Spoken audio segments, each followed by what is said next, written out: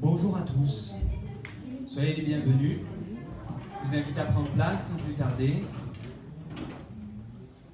Alors, je dirais presque faites comme chez vous, tout en se souvenant que c'est la maison de Dieu.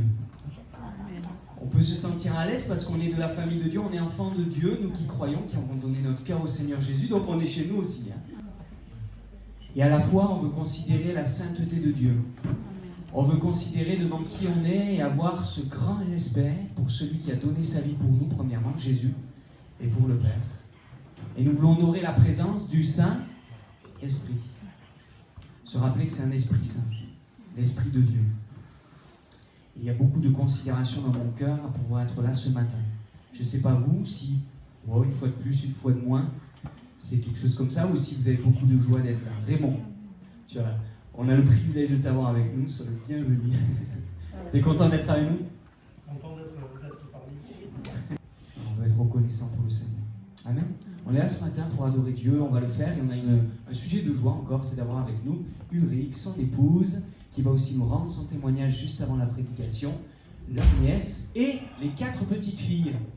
Alors, ils en sont qu'à 4, peut-être ils veulent aller jusqu'à 6. Moi, j'ai commencé par 4 garçons, 2 filles. Ils ont voulu faire l'inverse. Je ne sais pas si c'est prophétique. Non, la maman, non. Que Dieu vous bénisse. On est heureux de vous avoir parmi nous. Donc, c'est Ulrich qui va partager la parole de Dieu. Au moment où tu te sens libre de parler de la part de Dieu, que le Saint-Esprit te dirige et que nos cœurs puissent être attentifs à ce que tu vas nous dire de sa part. On est heureux d'avoir Bruno, Irène qui sont là aussi parmi nous, qui sont de la famille, qui sont du commerce aussi.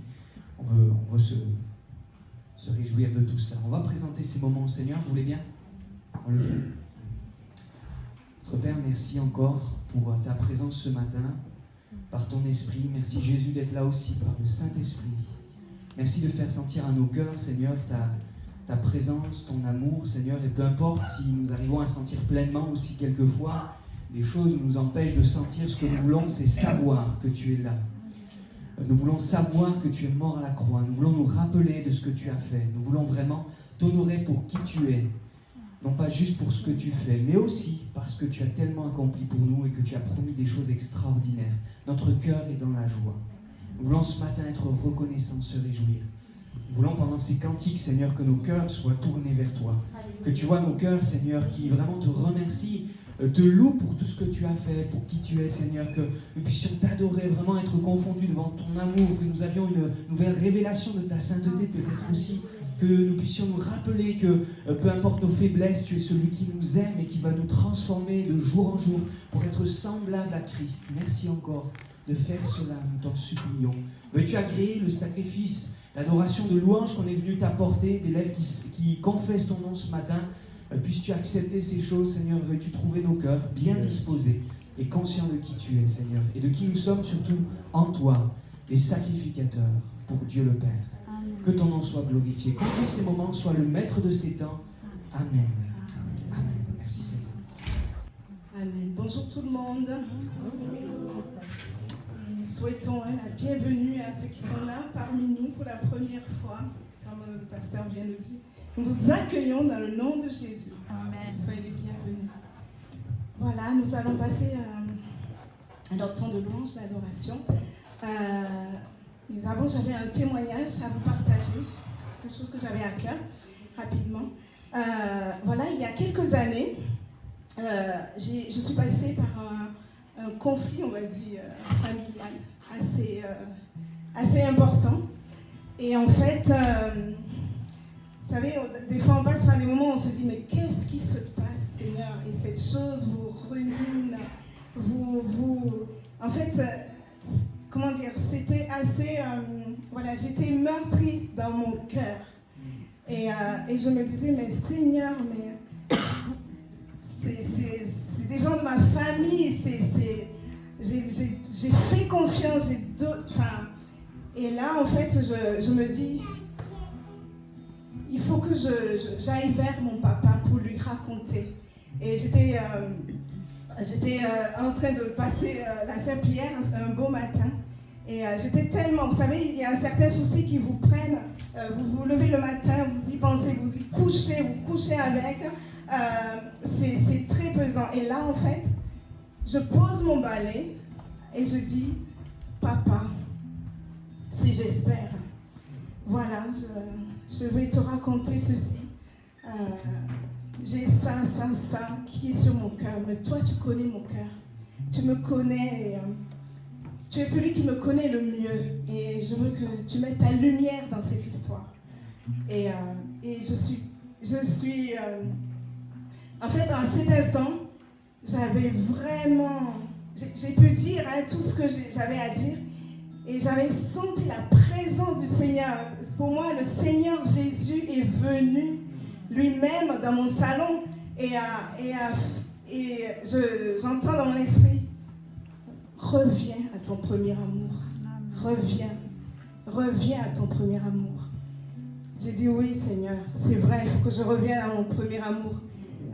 J'étais passée par le mariage, les enfants, et des fois on se laisse glisser tout doucement. Mais le papa me demandait de revenir à mon premier amour. J'ai dit oui, c'est vrai, je vais revenir. Plus assidu dans la parole, plus de communion avec toi. Et je suis partie de cet endroit extraordinaire, complètement déchargée. Le poids ôté. Et ensuite, le temps a passé. Et au fur et à mesure, il y a eu un moment où il a fallu que je pardonne. Et donc, par une vidéo que j'ai reçue, que je regardais, vous savez, le Notre Père, le sketch du Notre Père. Et à un moment donné, il y a le monsieur qui dit, c'est le père et le fils qui discutent, et le père qui dit, mais tu as pardonné à tante. Et ça m'a percuté. Je me suis dit, mon Dieu, c'est vrai. Et à cette phrase ne cessait de tourner toute la nuit, j'y pensais. Et j'ai dit, mais il faut que j'écrive. Je leur écris, j'écrive à chacun. J'ai dit, non, je ne veux pas écrire. Et au fur et à mesure, j'ai dit, oui, je vais pardonner. Je vais décider de pardonner pour me libérer, pour m'extraire des griffes de l'ennemi, parce que l'ennemi peut détruire les familles, l'ennemi peut diviser. Et j'ai dit, oui, Seigneur, je veux t'obéir et je vais pardonner. Et donc, il a fallu que j'appelle chaque personne, une à une. Et le Seigneur m'a donné la grâce. Le Seigneur m'a dit, tu demandes pardon, mais tu n'attends rien en retour. Tu n'attends rien, tu demandes pardon jusqu'au bout. Et le Seigneur m'a rappelé, voilà, pardonne comme je vous ai pardonné comme je vous ai pardonné. Car si vous ne pardonnez pas, vous ne serez pas pardonné non plus.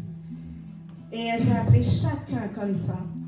J'ai pu demander pardon. J'ai dit vraiment, je vous demande pardon pour ce qui s'est passé. Je vous prie vraiment de me pardonner pour, voilà, si vous avez été offensé par moi, etc. Et je suis pas. Et là, quand j'ai terminé le dernier appel, parce qu'il y a du monde et on est une grande famille, je crois que ça a pris la journée. Et quand j'ai terminé, j'ai pris mes enfants, j'ai pris un bateau, je disais, nous sommes libres. Mais j'avais une liberté, je ne peux pas vous raconter. J'ai couru dans ma maison, j'ai dit, mais je suis libre, c'est pour la liberté que Christ nous a affranchis. Et nous voulons nous défaire des liens de l'esclavage. Vraiment, je bénis le Seigneur parce qu'il m'a donné la force de le faire. C'est un processus, je le confesse, je le reconnais. Il m'a donné la force de le faire. Mais c'est vrai que c'est bon aussi que nous nous engageons dans cette marche. Et c'est comme ça que nous pouvons avancer avec lui. Merci Seigneur. Nous voulons célébrer Dieu. Nous voulons l'adorer. Nous voulons célébrer Dieu, nous voulons l'adorer. Devant lui, nous nous courbons, nous élevons son nom. Oh, oh, oh, oh.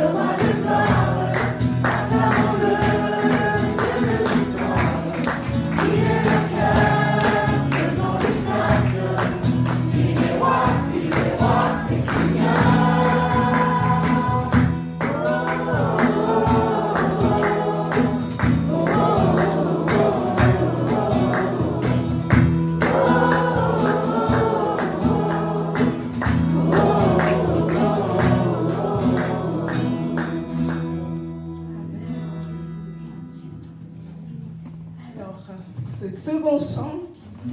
Jésus est le rocher de ma vie. J'ai besoin de 3 volontaires, s'il vous plaît, des enfants, parce que les enfants sont au milieu de nous, qui vont nous accompagner pour les gestes. Super, Zina. 2 autres volontaires qui rejoignent Zina. Allez-y. Élie, super, gardons les distances, voilà. Un 3e volontaire ou une. Super. Super. Alors on va déclarer que Jésus est le rocher de notre vie. Vous connaissez les gestes? Vous faites des gestes comme ça, les adultes vous suivent. D'accord? C'est bon? Je peux leur montrer les gestes? Je vous montre les gestes? Ouais. Regardez. Jésus est le rocher de ma vie. D'accord? Il est en haut, en bas, devant, derrière et tout autour. D'accord? Et on tourne. D'accord? Allez, super. Ah oui, les adultes, c'est bien.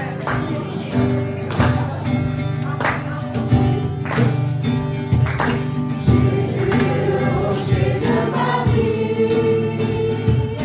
Jésus est le rocher de ma vie. Jésus est le rocher de ma vie. Jésus est le rocher de ma vie. En haut, en bas, devant, derrière, autour de moi. Il est en haut, en bas, devant, derrière, autour de moi.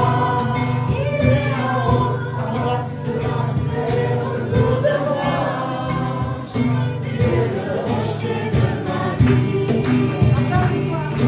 Jésus est le rocher de ma vie. Jésus est le rocher de ma vie. Jésus est le rocher de ma vie. Jésus est le rocher de ma vie. Il est en haut, en bas, devant, derrière, autour de moi.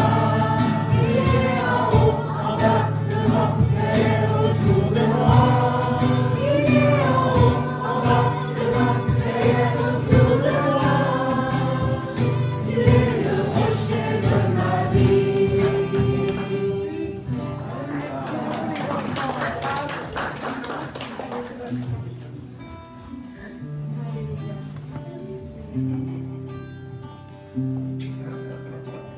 Majesté, voici devant toi, confondu par ta majesté. Vraiment mesurer ces paroles. Merci Seigneur. Me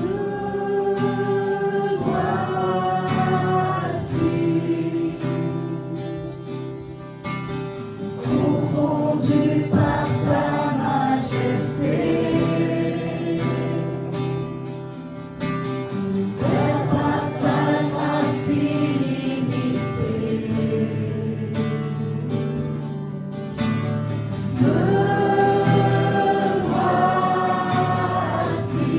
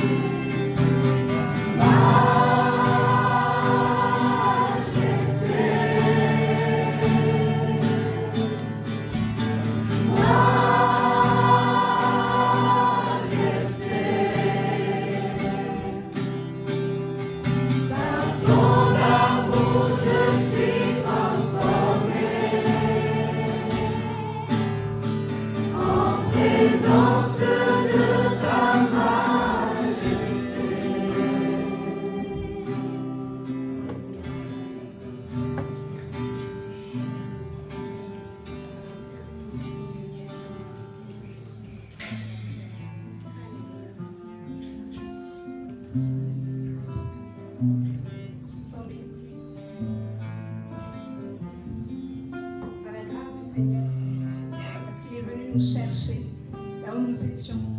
Et c'est lui qui nous transforme de jour en jour. Alléluia. Venons vers notre Père dans le secret. En sa présence, nous voulons rester. Il sera toujours là. Toujours. Il ne faille jamais. Je viens vers toi dans le secret. En ta présence, je veux rester. Tu seras toujours là.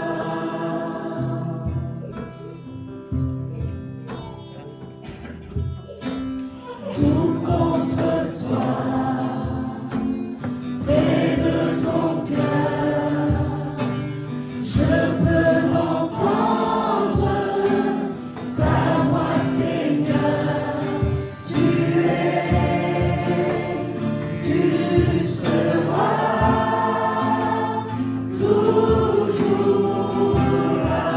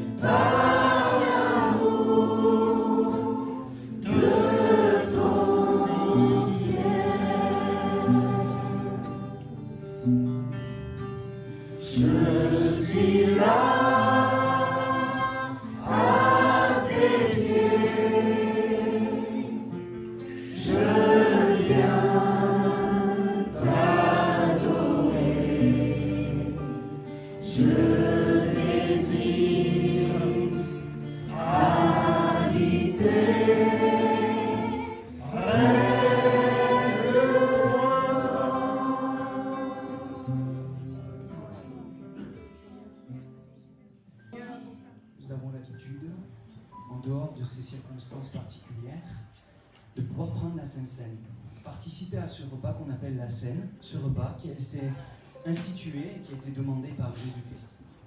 Dans 1 Corinthiens, chapitre 11, verset 23, un texte très très connu par rapport à cette scène, nous dit ceci. C'est Paul qui parle. Il dit « J'ai reçu du Seigneur ce que je vous ai enseigné. C'est que le Seigneur Jésus, dans la nuit où il fut livré, prit du pain. Et après avoir rendu grâce, le rompit et dit « Ceci est mon corps qui est rompu pour vous. Faites ceci en mémoire de moi. » De même, après avoir soupé, il prit la coupe et dit « Cette coupe, c'est la nouvelle alliance en mon sang. faites ceci en mémoire de moi toutes les fois que vous en boirez. Car toutes les fois que vous mangez ce pain et que vous buvez cette coupe, vous annoncez la mort du Seigneur jusqu'à ce qu'il vienne. Et je voulais qu'on puisse se rappeler, même si on ne peut pas partager ce pain et ce vin physiquement, qu'on puisse partager le souvenir de ce qu'il veut dire et de ce qu'il représente. Et Jésus va dire deux choses, deux mots que je voudrais relever de ces paroles qui ont été rapportées par Paul. Jésus dira « Faites ceci en mémoire de moi ». Le mot « mémoire », c'est le premier sens de ce repas de la Seine qu'on aurait pris si jamais il n'y avait pas eu ces circonstances. Ce pain qui représente le corps de Jésus, ce vin qui représente le sang versé pour nous, c'est vraiment ce que Jésus a fait, donner sa vie pour nous, cette nouvelle alliance en son sang. Et Jésus dit, faites ceci en mémoire de moi. On veut se rappeler de ce que Jésus a fait sur la croix. Et mon frère, ma soeur, mon ami, ce matin, si jamais tu avais oublié ce que Jésus a fait sur la croix, si tu avais oublié le sens de ce qu'il a accompli, si tu avais oublié que dans son sang, il y avait le prix payé pour tes péchés, si tu avais oublié l'amour de Dieu à tel point qu'il a donné son propre Fils pour sauver ta vie, j'aimerais te le rappeler ce matin. Et que tu t'en souviennes et que ce soit une mémoire pour toi, un souvenir que Jésus t'aime, que Dieu t'aime, que tu es précieuse, que tu es précieux aux yeux de Dieu. Peu importe ton parcours, peu importe tes erreurs, le Seigneur a tout payé sur la croix. Et par la foi, tu as le pardon de tes péchés et tu es une nouvelle création, une nouvelle créature en Jésus-Christ. Le deuxième mot, c'est à chaque fois que vous prenez ce pain, ce vin, vous annoncez la mort du Seigneur et son retour jusqu'à ce qu'il vienne. Le mot annoncer, c'est là aussi le sens de notre vie en Jésus aujourd'hui. Nous sommes des témoins. Nous annonçons que Jésus est mort pour le péché du monde et le salut des pécheurs. Et si vous êtes nouveau ce matin, j'aimerais vous annoncer de la part du Seigneur ce qui a été fait il y a 2000 ans. Jésus est venu à la croix pour payer pour tes fautes, pour te donner une nouvelle vie, pour que tu puisses trouver le pardon de tes péchés. Et nous tous, nous voulons être des témoins, des serviteurs de Dieu, des disciples, annoncer qui il est. Et peu importe si ce bout de pain, si ce peu de vin qu'on aurait pu prendre ne peuvent pas être pris aujourd'hui, nous voulons quand même vivre ces deux choses, se souvenir et devenir des annonciateurs, des messagers. Le premier texte dans Deutéronome 4,23 nous dit « Veillez sur vous, afin de ne pas mettre en oubli l'alliance que l'Éternel votre Dieu a traitée avec vous. » On ne veut pas oublier, mettre en oubli l'alliance en son sang. Et deuxièmement, c'est Pierre qui parle dans 1 Pierre chapitre 2 verset 9. Il dit « Vous au contraire, vous êtes une race élue, un sacerdoce royal, une nation sainte, un peuple acquis, afin que vous annonciez les vertus de celui qui vous a appelé des ténèbres à son admirable lumière. Vous qui autrefois n'étiez pas un peuple, et qui maintenant êtes le peuple de Dieu, vous qui n'aviez pas obtenu miséricorde et qui maintenant avez obtenu miséricorde. » Nous sommes un peuple à part, et ce temps de scène, même si on ne peut pas partager les symboles physiques, nous voulons nous rappeler de ce qu'il représente. Nous sommes un peuple à part. On ne veut pas mettre en oubli l'alliance avec le Seigneur qu'il a contractée avec toi, avec moi, avec nous. Et nous voulons être ces annonciateurs, ce saint sacerdoce, cette nation sainte, un peuple acquis par le Seigneur Jésus, par Dieu le Père, au prix du sang versé sur la croix. Tu es précieuse, tu es précieux et tu es utile dans les mains du Seigneur Jésus. On peut se rappeler ces jours ce matin, vous voulez bien? On élève tous ensemble la voix, on adore le Seigneur. Et on le loue tous ensemble, on remercie pour qui il est, ce qu'il a fait de nous. Amen. Seigneur, nous voulons prendre ce temps à marcher sur toi. Ce temps où nous te remercions, nous considérons qui tu es, ce que tu as fait, et qui nous sommes en toi, et ce que tu nous demandes de faire. De nous de répondre à ton appel, à ta demande. De nous de répondre. Jésus, par ton sang précieux, enlève-nous en humilité. Regarde-moi du haut des cieux, dis-moi que tu m'as pardonné. Je l'entends et les cœurs rebelles, et j'entends ta voix qui m'appelle.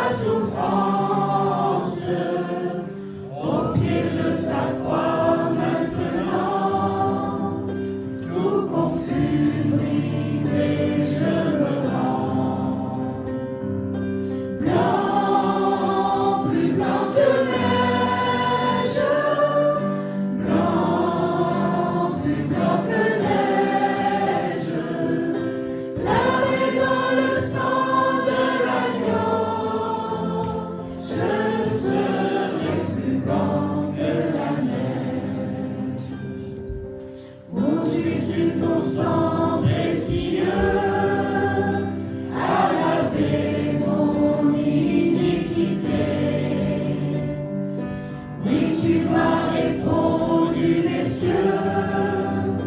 Ton amour m'a tout pardonné. Je te contemplais, je puis croire qu'en toi j'ai complète victoire. Au pied de ta croix maintenant, je me relève triomphant. Blanc, plus blanc que neige, blanc, plus blanc que neige, lavé dans le sang de l'agneau, mon cœur est plus blanc que la neige. Donc aujourd'hui, on a beaucoup de joie. Donc, tu peux me rappeler ton nom de famille? Mackindy. C'est ça? Donc, on a la famille Mackindy qui est ici, pour ceux qui nous rejoignent entre-temps, depuis tout à l'heure, qui est là. Il y a Ulrich qui va prêcher, qui va porter la parole de Dieu ce matin, son épouse qui va venir rendre son témoignage juste là. Oui, tu peux déjà commencer à venir. Juste quelques annonces. Donc nous sortons d'une semaine complète de prière. Tous les jours à 19h, nous avons eu un rendez-vous ici même pour pouvoir prier, demander au Seigneur sa grâce. Et nous avons eu une belle expérience, entre autres, plusieurs, mais une belle expérience. Virginie qui est là, je ne te fais pas venir parce que, voilà, je veux pas, désolé, c'est pas possible, mais elle a rendu son témoignage hier, je crois. Et hier, Virginie, mercredi soir, elle est venue, et ça faisait 2 jours et demi, 3 jours, qu'elle avait une très très grosse douleur à la jambe. Elle n'était pas bien du tout, des problèmes de circulation. Et donc, elle est venue. Et puis, devant la porte, son mari, Philippe, qui dit « Est-ce que tu veux qu'on rentre ?» C'est un bon mari, c'est bien. Tu as raison de lui avoir proposé. Et elle a eu raison de dire non. Je ne veux pas rentrer, on est là, maintenant on reste là. Puisque pendant la prière, alors qu'on m'a demandé de lui imposer les mains, donc pendant la prière, on l'a fait. Et le Seigneur a répondu immédiatement. Moi, je ne l'ai pas su, j'ai rien senti, j'ai rien vécu. Hein. Vous savez, c'est pas un fluide dans le corps. Il n'y a pas tout ça. Simplement, on a prié au nom de Jésus. Et puis à la fin, Virginie qui a dit, depuis tout à l'heure, j'ai plus mal. Et depuis, elle n'a plus mal. C'est pas revenu depuis hier. Alléluia, c'est bien. Donc voilà, le Seigneur bénit, guérit encore aujourd'hui. Merci Seigneur pour les expériences. Et puis je m'attends à d'autres choses belles de la part du Seigneur. Amen. Quand on prie, le Seigneur répond. Si on prie dans la foi et de tout notre cœur. Voilà, donc je suis très heureuse de me retrouver aujourd'hui. C'est vrai qu'on est passé par beaucoup de, on va dire, de peine, de chagrin pour moi. Donc je veux remercier toute l'Église qui a prié pour papa, qui était fatigué, qui était malade. Bon, mais jusqu'au bout, il est resté fidèle. Donc je suis heureuse d'avoir pu l'accompagner. Bon, je voulais juste dire un petit peu le début de leur conversion avec papa. Pardon, parce que je suis un peu émue. Donc c'est dans les années 60 qu'ils ont connu le Seigneur à Toulouse, à la rue Tamponnière. Parce qu'une tante donc, leur avait rendu témoignage parce que j'étais malade. Donc j'avais des hémorragies suite à une opération des amygdales et des végétations. J'étais pas bien du tout. Donc ils sont venus à ce culte. Et la rue Tamponnière, c'était un peu impressionnant. Il y avait des balcons, une verrière où il y avait beaucoup d'eau qui tombait quand il pleuvait.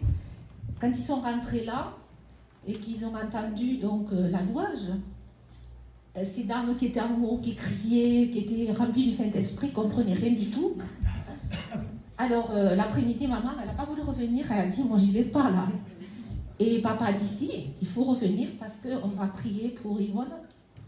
Donc il y avait les réunions d'évangélisation à l'époque, dont le pasteur, M. Brizel, a prié, a donc fait venir les personnes qui voulaient. Être délivrée, être bénie. Donc je me suis approchée et j'ai été complètement guérie. Ces hémorragies, c'était fini. Donc papa il a dit il faut revenir. Et maman elle a dit je ne reviens pas. Alors bon, mais ils ont tenu le coup. Ils sont revenus et puis juste je voulais parler. Mon âme bénit l'Éternel et n'oublie aucun de ses bienfaits. Et c'était justement par rapport au baptême du Saint-Esprit. Donc, M. Grisel était venu à la maison et avait dit à papa, est-ce que vous voulez être baptisé du Saint-Esprit? Papa a dit oui. Maman a dit non. Donc, il a imposé les mains à papa. Ils ont pris un moment. Et puis papa, il s'est lancé. Et fort, parce que papa, il avait une forte voix. Et maman, elle était complètement épouvantée, toujours pareil. Nous, les enfants, on est passés sous la table. Et papa, il continuait toujours de parler en langue. Et puis, monsieur Grisel, il a dit, maintenant je m'en vais. Et maman, elle a dit, mais quand c'est qu'il va s'arrêter? Mais il a dit, vous inquiétez pas, il s'arrêtera tout seul. Et puis, effectivement, ça s'est fait. Et puis, maman, quand même, dans son cœur, elle disait, mais papa, mon mari est baptisé, moi, j'en suis pas. Et ça travaillait dans sa tête, ça travaillait. Et un jour, en allant voir une amie, dans son cœur, le Seigneur lui a dit, rentre à la maison.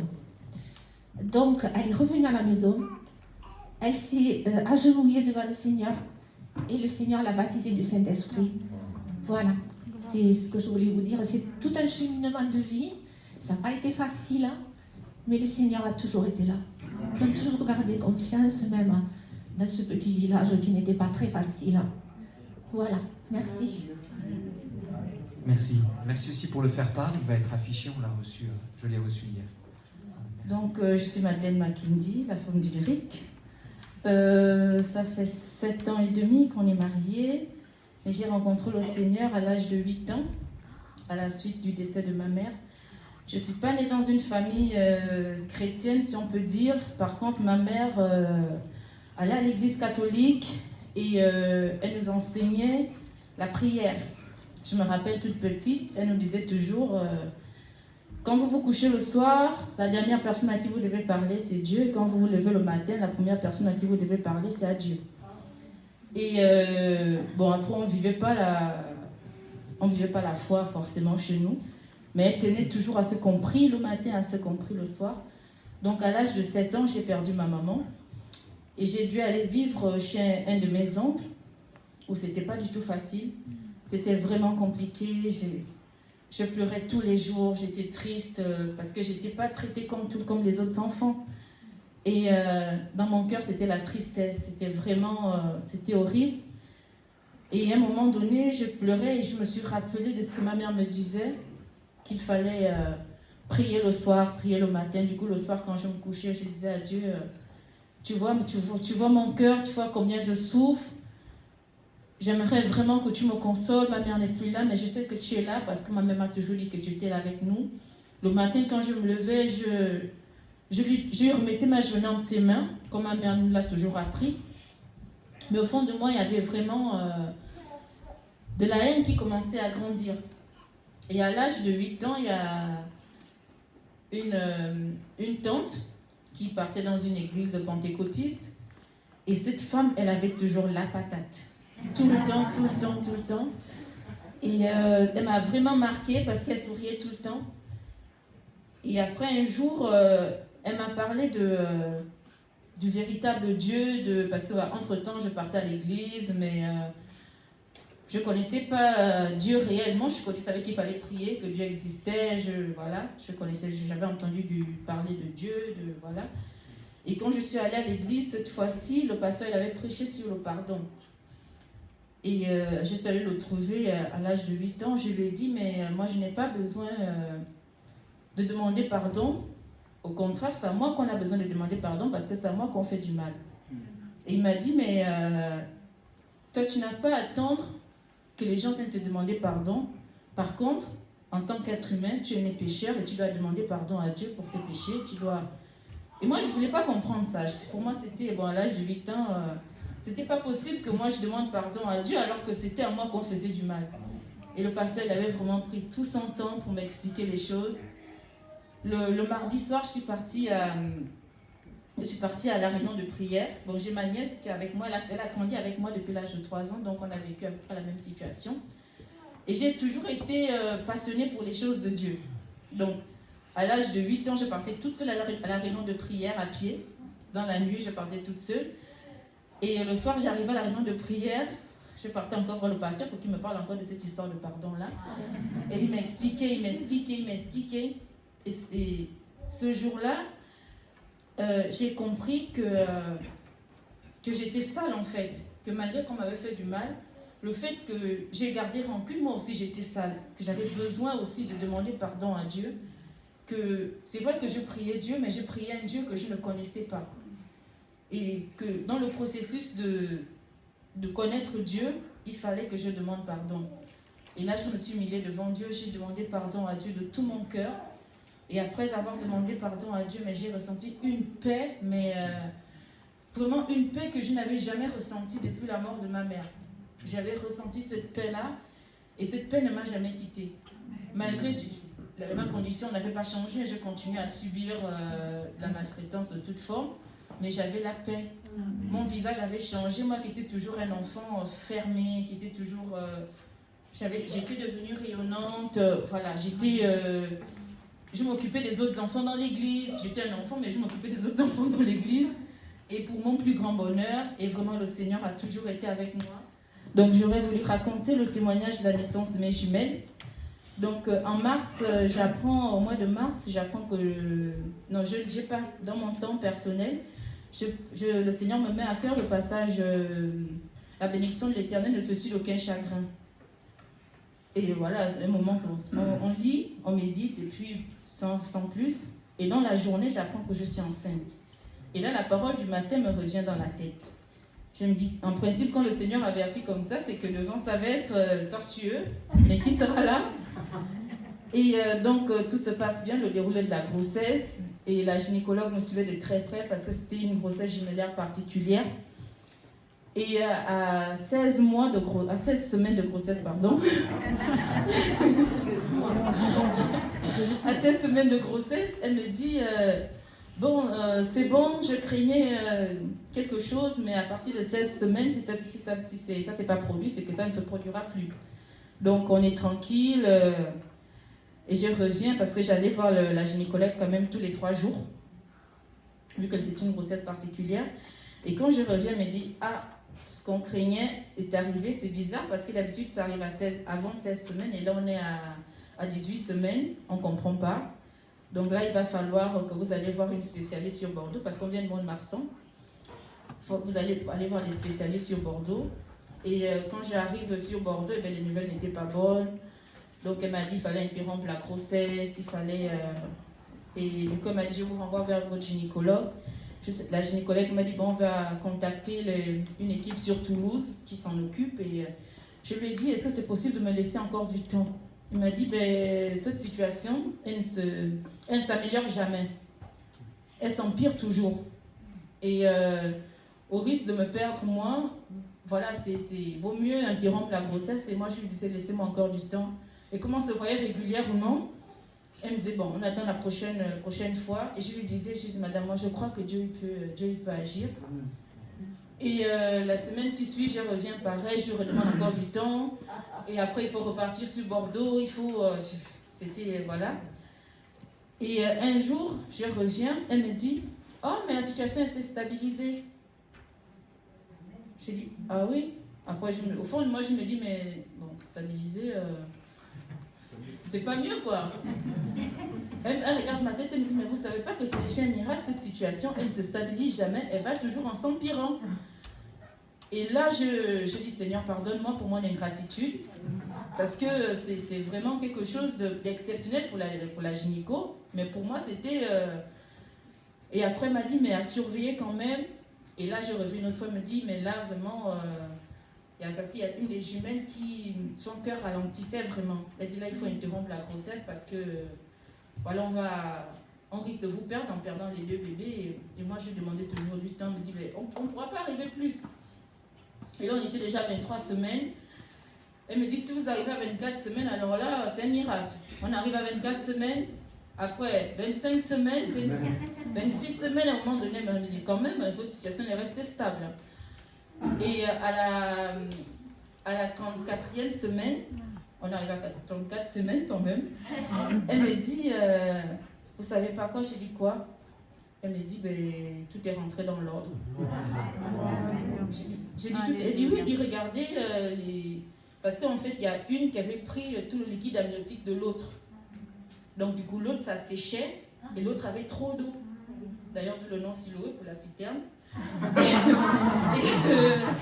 Et du coup, l'autre avait pris toute l'eau et elle me dit, regardez, les liquides amniotiques se sont rééquilibrés. Elle dit, c'est quelque chose qu'on n'a jamais vu.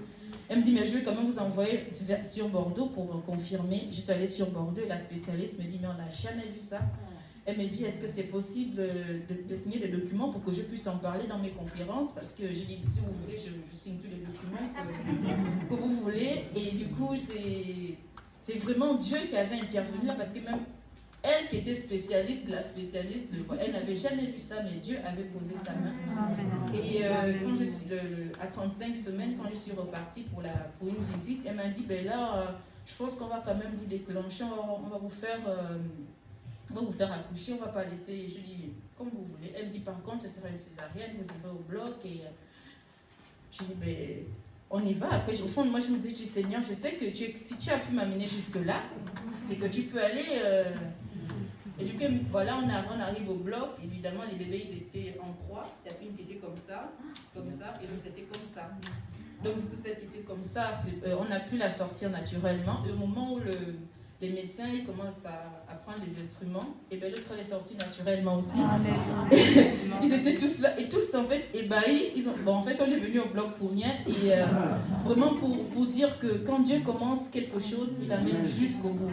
Et même si on a été condamné par la médecine, par des spécialistes, par des hommes qui ont fait des études, mais en fait, c'est celui qui nous a créés, qui nous connaît mieux et qui sait ce qu'il peut faire en fait. Il fait au-delà de ce qu'on espère, il connaît toutes les cellules de notre corps, tout dans les moindres détails, et il sait quelle situation est réversible, quelle situation n'est pas réversible. Et à chaque instant, à chaque situation par laquelle nous passons, rappelons-nous toujours que Dieu a le dernier mot. Amen. Amen.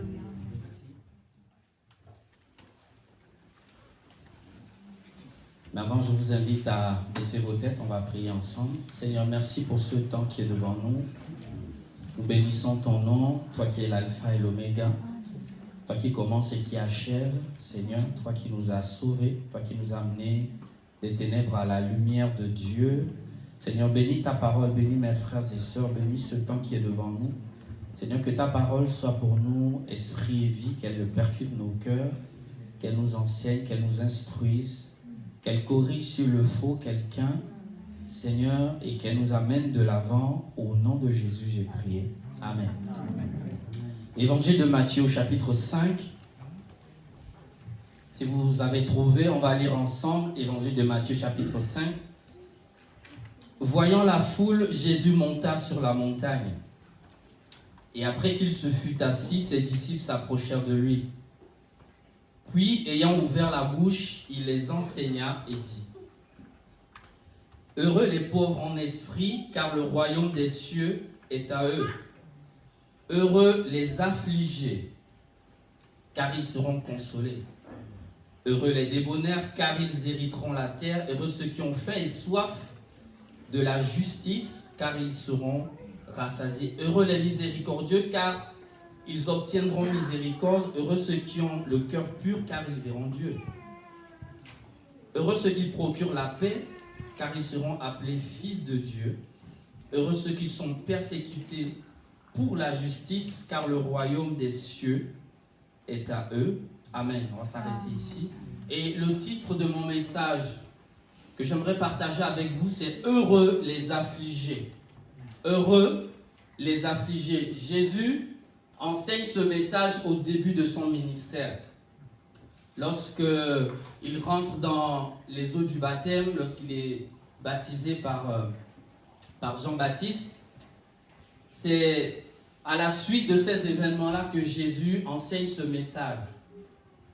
C'est ce message qu'on appelle communément le sermon sur la montagne ou les béatitudes, comme vous le savez. Mais c'est un message que Jésus enseigne, donc je disais tout à l'heure, au début de son ministère, comme pour poser les bases. Il va enseigner plus loin sur le pardon, il va enseigner plus loin sur la justice de Dieu, il va enseigner plus loin sur le mariage, il va enseigner plus loin un certain nombre de choses. Mais pour poser le fondement de la doctrine, de l'enseignement de Jésus, il dit « Heureux les affligés ». Heureux les affligés. Une autre version de la Bible dit « Heureux ceux qui pleurent ». Heureux les affligés. Et je me suis demandé comment se fait-il que le bonheur, selon Jésus, dans ce premier message qu'il est en train de donner, comment se fait-il que le bonheur, que la joie sort de quelque chose de négatif? Comment se fait-il que pour être heureux, Jésus dit qu'il faut que nous soyons affligés? Heureux les affligés.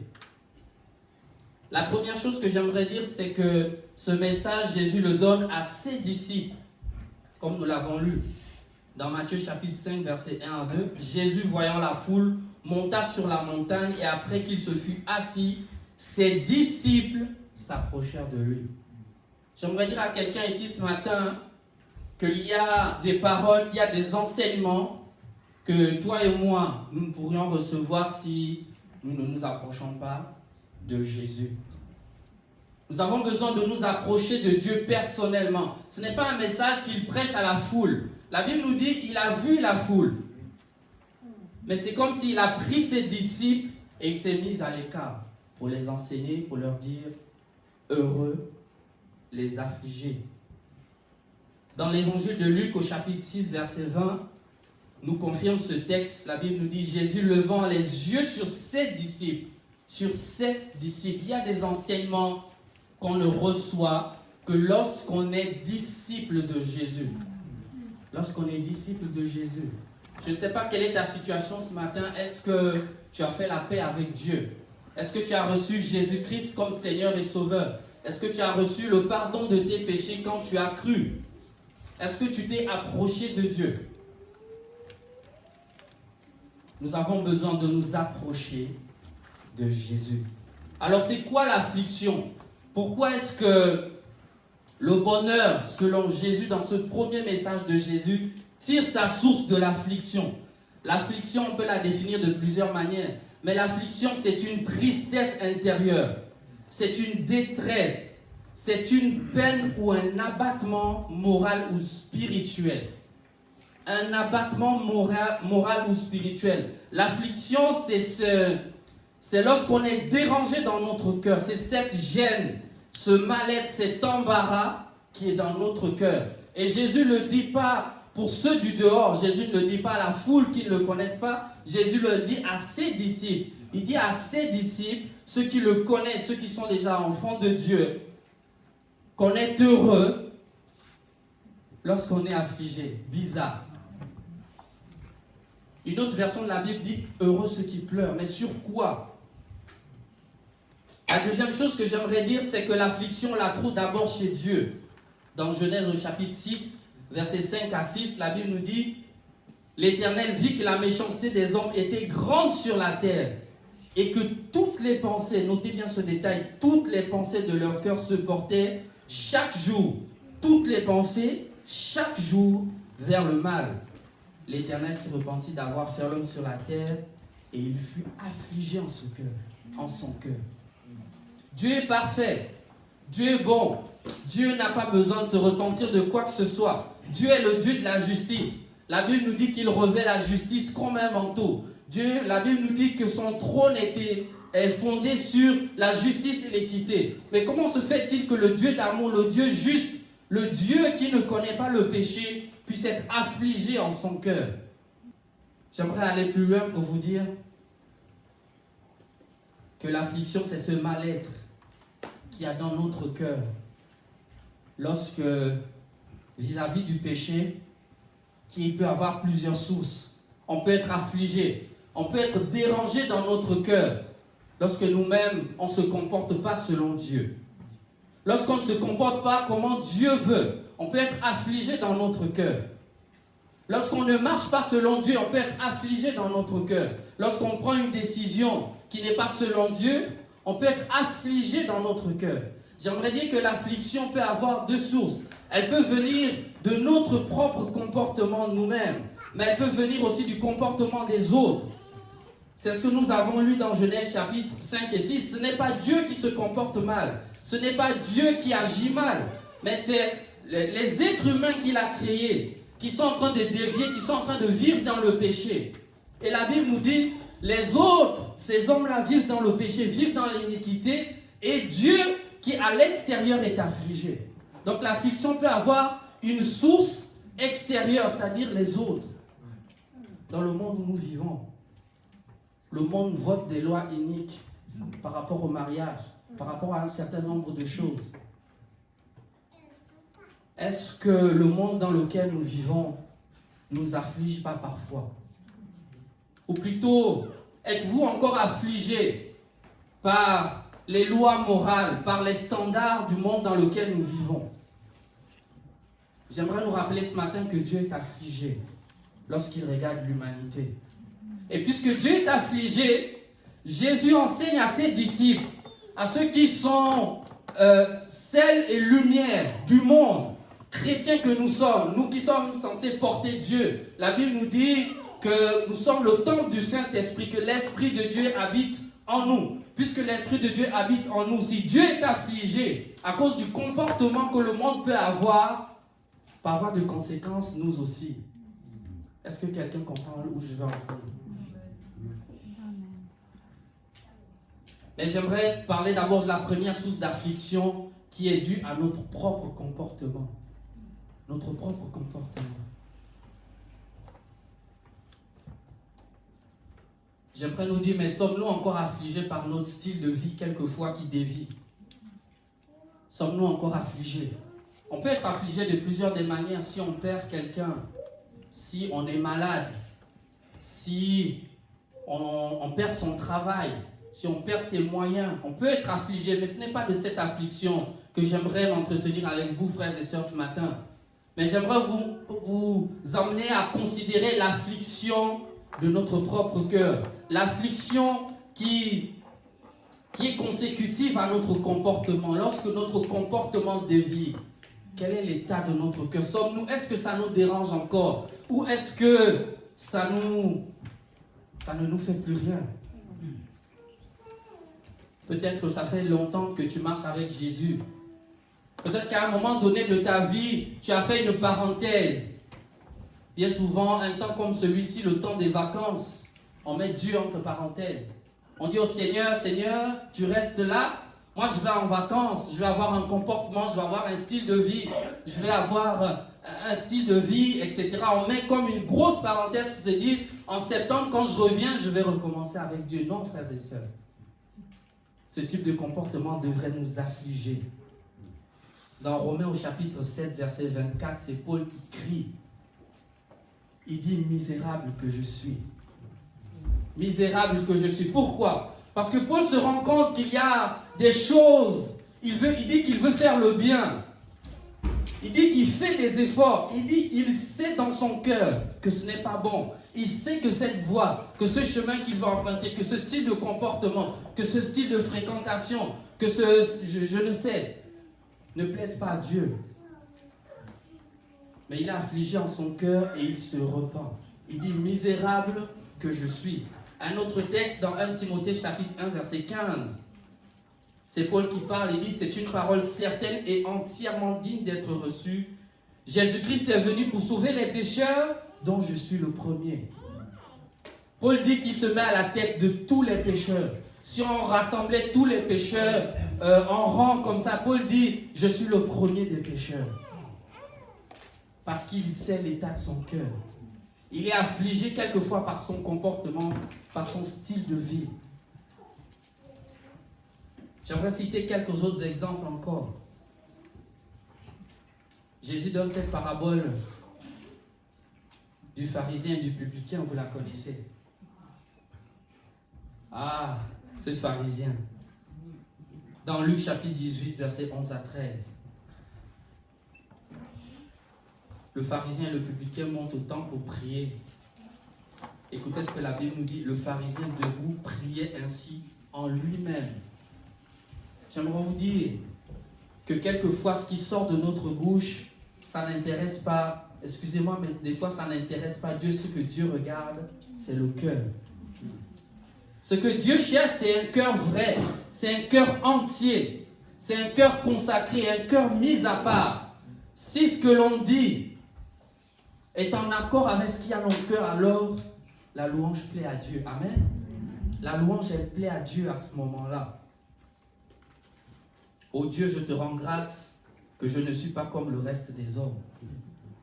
Je ne suis pas comme le reste des hommes. Il est en train de dire que lui, il est particulier. Qui sont ravisseurs, injustes, adultères ou même comme ce publicain. Je jeûne 2 fois par semaine, je donne la dîme de tous mes revenus. Mais j'aime la suite. La Bible nous dit le publicain se tenant à distance. Voici quelqu'un qui a conscience, qui sait, qui connaît son cœur. Que pouvons-nous cacher à Dieu, frères et sœurs? Même si on pouvait faire des efforts, on pouvait mettre des choses au-dessus de notre cœur pour faire, voilà, pour pas que Dieu voie, etc. J'ai bien aimé le témoignage de notre sœur tout à l'heure qui disait, voilà, qu'elle avait besoin d'appeler tout le monde, qu'elle avait besoin de réparer des choses. L'affliction qui vient de nous-mêmes, elle nous garde. Il y a cette autre parole de Jésus. Jésus est frappé. Jésus est humilié. On est en train de le conduire pour aller sur le Golgotha, pour être crucifié sur la croix. On le trouve dans Luc chapitre 23, versets 27 à 28. La Bible nous dit que Jésus était suivi d'une grande multitude de peuple et des femmes qui se frappaient la poitrine et se lamentaient sur lui.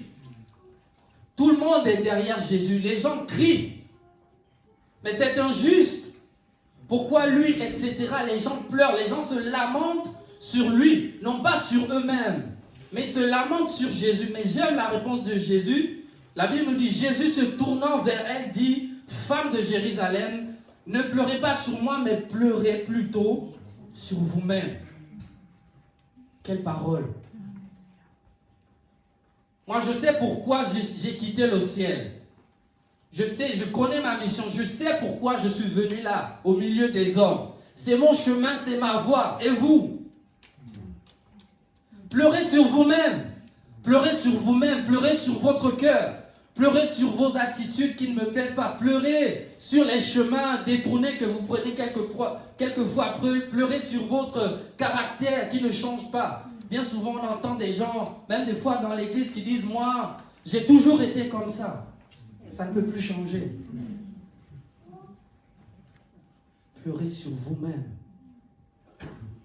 Et l'affliction, un synonyme de l'affliction, c'est les larmes, les pleurs. Pleurez sur votre propre vie. Ne pleurez pas sur moi, mais pleurez sur vous et sur vos enfants. L'affliction peut venir de nous-mêmes, mais l'affliction peut aussi avoir une source extérieure, comme nous l'avons vu avec Genèse chapitre 6. Lorsque les hommes pêchent, Dieu est affligé. Et je disais tout à l'heure, dans le monde où nous vivons, nous pouvons être affligés.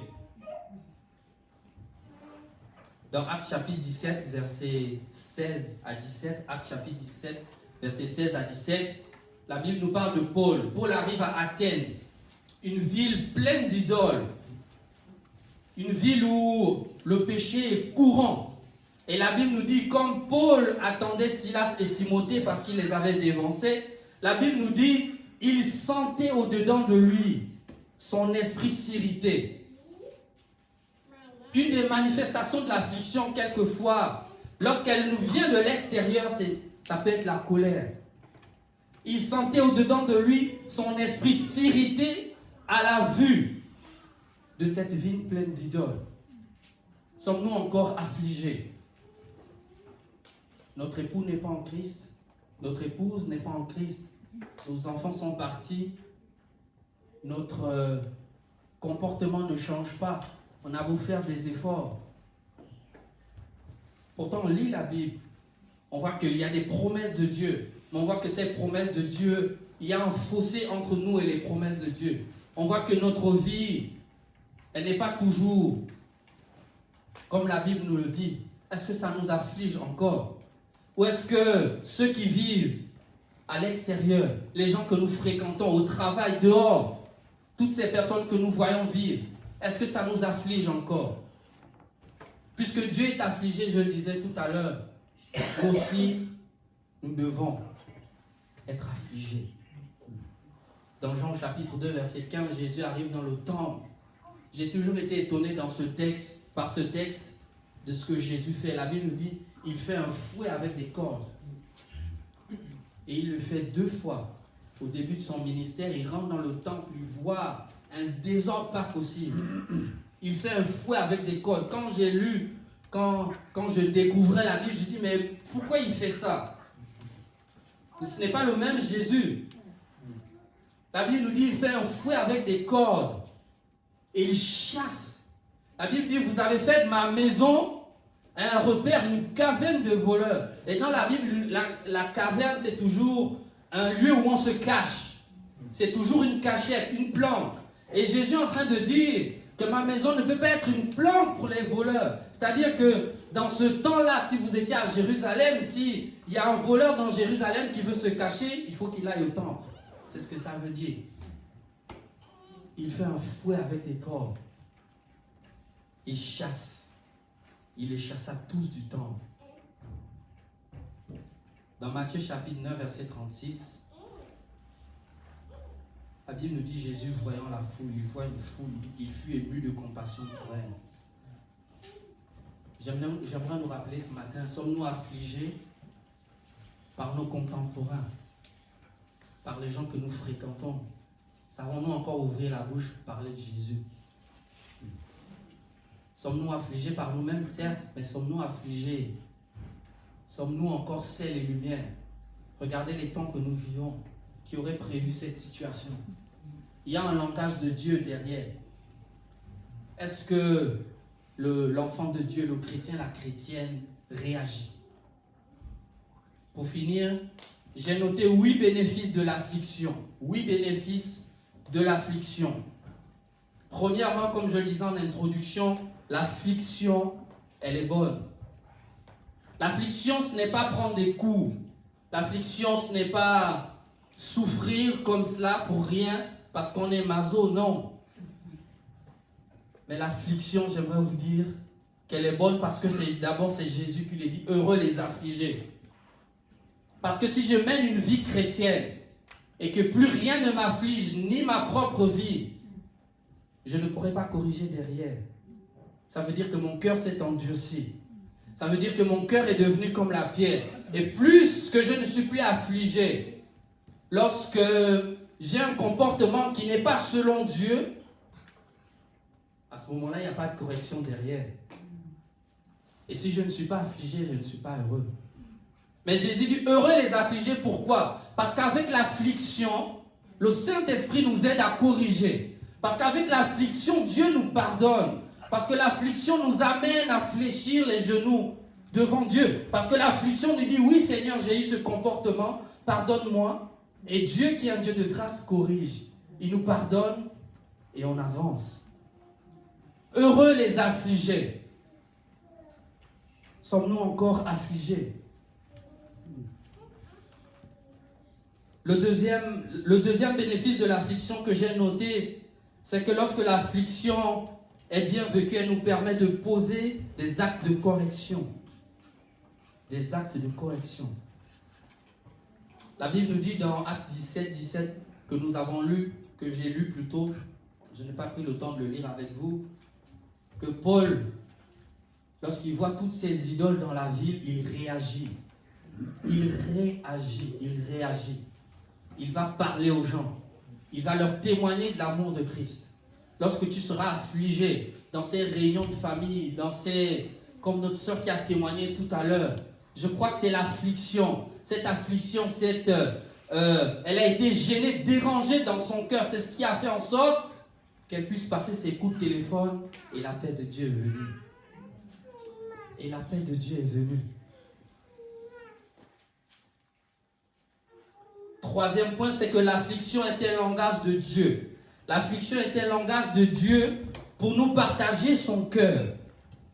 L'affliction est un langage de Dieu pour nous partager son cœur. Dans le psaume 119, verset 136, David dit « Mes yeux répandent des torrents d'eau ». C'est-à-dire qu'il pleure. Pourquoi? Parce qu'on n'observe point ta loi. On peut se dire à David « Mais ce n'est pas de ta faute, ce n'est pas grave. Toi, observe la loi. Toi, obéis à Dieu. Les autres, eh bien, ils n'ont qu'à se débrouiller. Non. La Bible nous dit, David, il est affligé dans son cœur. Il dit, mais il pleure parce qu'on n'observe point la loi de Dieu. Dans le même psaume 119, verset 53, une colère ardente me saisit à la vue des méchants qui n'observent point ta loi. Deux visages de l'affliction. Soit c'est les larmes, soit c'est la colère, comme Jésus dans le temps, soit c'est les larmes. Lorsque tu seras encore affligé par cette situation, mon frère, ma soeur, tu vas fléchir les genoux. Tu vas pleurer devant Dieu. Tu vas crier à Dieu comme Paul. Tu vas dire, misérable que je suis. Tu vas crier à Dieu. Et le Dieu de grâce va te secourir. Amen. Le Dieu de grâce va te secourir. Parce que la Bible dit que lorsqu'on crie à lui, il entend et il nous secoue. Mon quatrième point, c'est que l'affliction est une protection. Une sécurité pour nous garder près de Dieu. C'est comme un indicateur de bonne santé spirituelle. Comme pour nous dire, lorsqu'on est dérangé, lorsque le Saint-Esprit nous dérange dans notre cœur, ça veut dire en quelque sorte qu'on a encore un cœur qui est vivant. Que notre cœur n'est pas encore trop endurci. Qu'on n'est pas encore allé trop loin. Tu as engagé cette relation avec cette personne. Tu sens dans ton cœur que ce n'est pas bon. Mais tu persistes. Et si tu persistes, ton cœur s'endurcit. Tu n'es plus affligé par rien. Et là, tu progresses dans le mal. Dans 1 Samuel, au chapitre 24, verset 6, parlant de David et de Saül. Saül en veut à David, il veut le tuer. Alors qu'à un moment donné, Saül est à la merci de David. Et les gens qui sont avec David lui disent, mais il est à ta merci. C'est l'Éternel qui te le livre. Sors ton épée. La Bible nous dit, le cœur de David se mit à battre. La version littérale dit, le cœur de David le frappa. Est-ce que notre cœur nous frappe encore? David tremble. Il tremble alors qu'il coupe le pan du manteau de David, de Saül. Il tremble. Il tremble, son cœur bat. Est-ce que notre cœur bat encore lorsque nous nous éloignons de Dieu? Dans 2 Samuel au chapitre 24, verset 10, parlant de David encore, la Bible nous dit, David sentit battre son cœur après qu'il eut fait le dénombrement du peuple. Alors que David veut, au lieu de s'appuyer sur Dieu, il veut s'appuyer sur le nombre, sur l'armée, sur la quantité, sur les forces. La Bible nous dit que ça déplaît à Dieu. La Bible nous dit, le cœur de David se met à battre. Le cœur de David le reprend par le Saint-Esprit.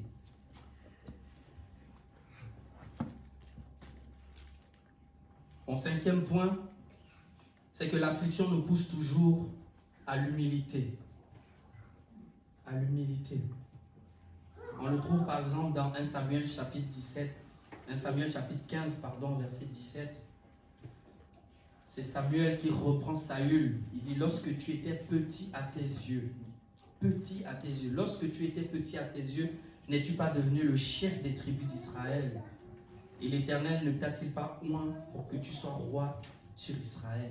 David, Saül a perdu cette humilité, ce cœur sensible à la présence de Dieu, sensible au Saint-Esprit. Cette humilité qui nous dit, Dieu est au-dessus. Cette humilité qui nous garde dans la main de Dieu, au pied de Jésus, pour ne pas que nous puissions nous éloigner.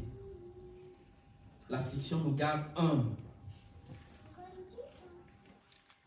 Mon sixième point, c'est que l'affliction ne cessera pas tant que nous serons ici-bas. J'aimerais vous dire, frères et sœurs, j'aimerais nous le rappeler, de tant que nous serons sur cette terre, tant que Jésus ne sera pas revenu, nous serons affligés dans notre cœur parce que nous aurons toujours des efforts à faire. Alléluia. Nous aurons toujours des efforts à faire. Nous serons toujours affligés par notre monde. Mais comme je le disais tout à l'heure, c'est que ça nous amènera à poser des actes. Et s'il faut retenir quelque chose ce matin, c'est que cette affliction-là va nous amener à poser des actes qui sont bons. Ça va nous dire, voilà, mon ami, tu vois, tu vis cette vie, le Seigneur peut t'aider. Jésus t'aime. Le Saint-Esprit va continuer à parler à notre cœur. Lorsqu'on se lève le matin et qu'on prie, dit voilà, mon fils, ma fille, tu vois telle chose, tu vois tel comportement, tu vois telle situation, ce n'est pas bon. On corrige. On dit Seigneur, pardonne-moi, et on corrige. Mais j'ai une bonne nouvelle, c'est que l'affliction cessera lorsqu'on sera dans la gloire. Lorsqu'on sera dans la gloire avec le Seigneur, dans Apocalypse chapitre 21, verset 3, la Bible dit Dieu lui-même sera avec eux. Il sera leur Dieu, il essuiera toute larme. Et le mot larme ici, c'est un mot qui s'apparente avec affliction. Il essuiera toute larme de nos yeux.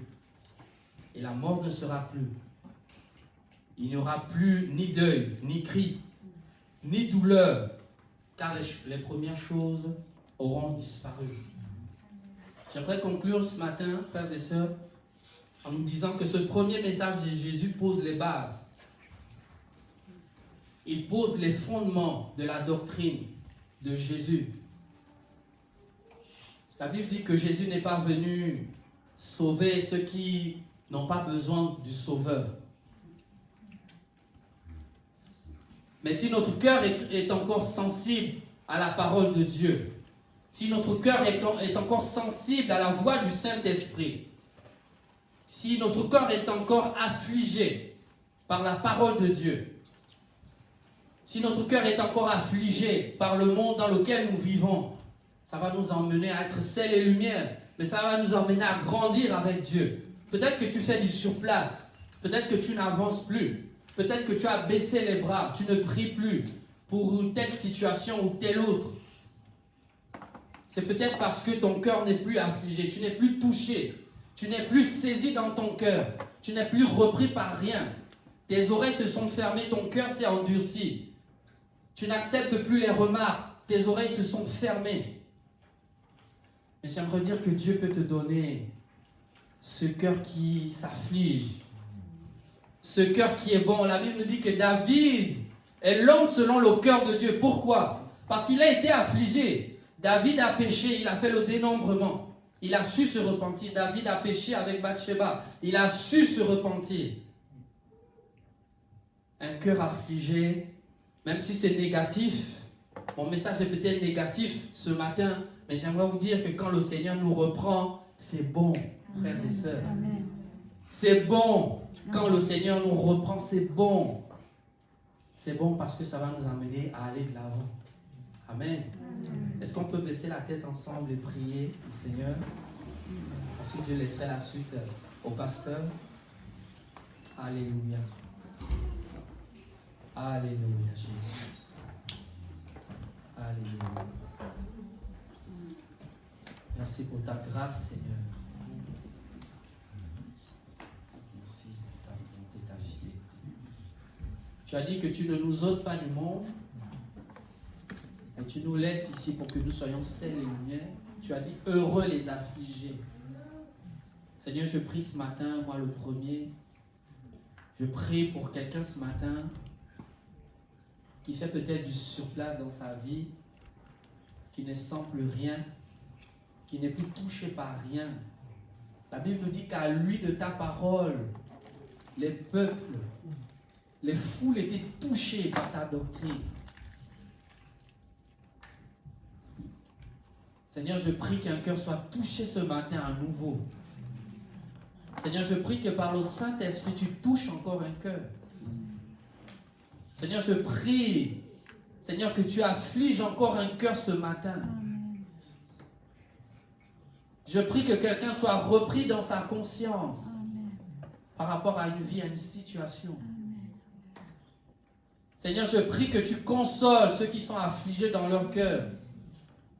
Seigneur, je prie qu'un cœur reçoive ton pardon ce matin. Qu'un cœur reçoive ton pardon ce matin, Seigneur. Fais du bien à chacun d'entre nous. Saisis-nous par ta grâce et donne-nous d'aller de l'avant encore ce matin. Et c'est dans le beau nom de Jésus que j'ai prié. Amen.